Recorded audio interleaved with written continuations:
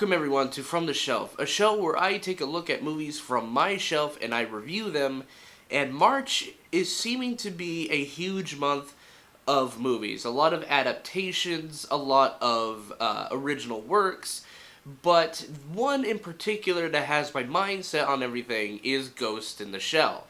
This is probably going to be the riskiest move that someone has made, because to make a live-action version of this movie is going to be hard, because, well, from what we've seen in the trailers, it's mostly action-heavy. However, the original Ghost in the Shell is not really action-oriented. It's more of a philosophical look about the extension of humanity in a cybernetic world. So, yeah, let's dive right into A Ghost in a Shell. Ghost in a Shell is an animated movie back from the 1990s where it discusses themes of existentialism, transhumanism, which is like, like when you become mostly machine, essentially. Or, I really can't remember the actual term for it, but there we go. But it follows the Major, which is a covert sort of or who's not really a covert. She's a robot. The Major's a robot who works for Sector 9, and one day she's working on a case, and it's about people's brains being hacked to the point where memories could be erased or replaced. The brains could be hacked in a way. Because we live in such a technologically advanced world in this movie, brains can be hacked in this movie. And it's all thanks to this person named the Puppet Master, who has this very devious plan to try to convince humanity about something. But the majority of this movie is spent with the Major, and she develops this sort of questioning about how much humanity is left in her, because most of her body, if not all of it, is mostly cybernetic. The only things that are not is her brain, and she questions whether or not her human soul is still intact. Her ghost, if you will, because her ghost is essentially her human side, the host, or not the host, but the host. Sorry. It is the host of this new form, and it's such an interesting concept, really. Because we're going into this age where we're getting more cybernetic type appendages or all this other stuff. What were to happen if most of our body was truly cybernetic and robotic? Would it leave us without a soul? Would it leave us without humanity? It's truly some questions like this that keep me pondering at night.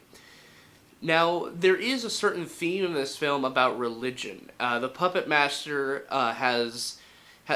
quotes a lot of scripture in his things, like a very, very spiritual aspect about that character. And also there was, in the beginning portion of the movie, you get, the rebirth or the baptism of the main character as she's going through the treatment process to make her a robot, really. And, that's a very good juxtaposition to the cyberpunk nature of... Oh my god, there's a train. Never mind. Okay. As I was saying before, it really does have a juxtaposition between the religious aspect about the film, which is all the symbolisms and some of the dialogue, and the cyberpunk nature of the entire world. It really does have this nice sort of blend together, and I really enjoy it. And also, to add on to the fact, the music in this film is very beautiful, and it's very sort of religiously choir-like. It's so beautiful in how it's presented, especially in the opening scene with the rebirth of the Major, and I really enjoyed that scene. The only things that I really think don't work about this film is, while the Major has a huge story arc, and it really does work, the side characters really get shoved off to the side. Like, there's nothing developed about these characters other than, yeah, we're associated with the Major, and that's about it. Yeah. Yeah, it's not. It really isn't that good of a character arc for some of these other side characters, but as a whole, it really does get you thinking about the philosophies of Ghost in the Shell, and a lot of this really does play into the making of the Matrix. Actually, I don't know if the Wachowskis actually stated this, but I think part of the Matrix was influenced by Ghost in a Shell. I really honestly do think that.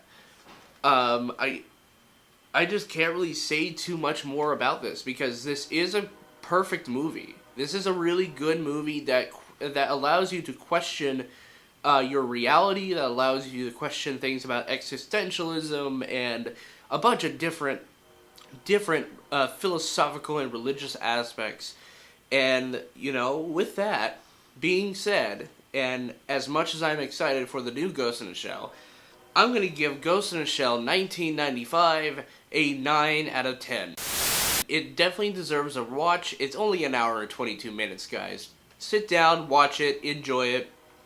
I think you'll love it for its beautiful animation, its great direction, its character art, its music, its symbolisms, its subtleties, and I think you'll enjoy it. I really do think so. So, until next time, dear viewers, I'll see you behind the camera. Peace.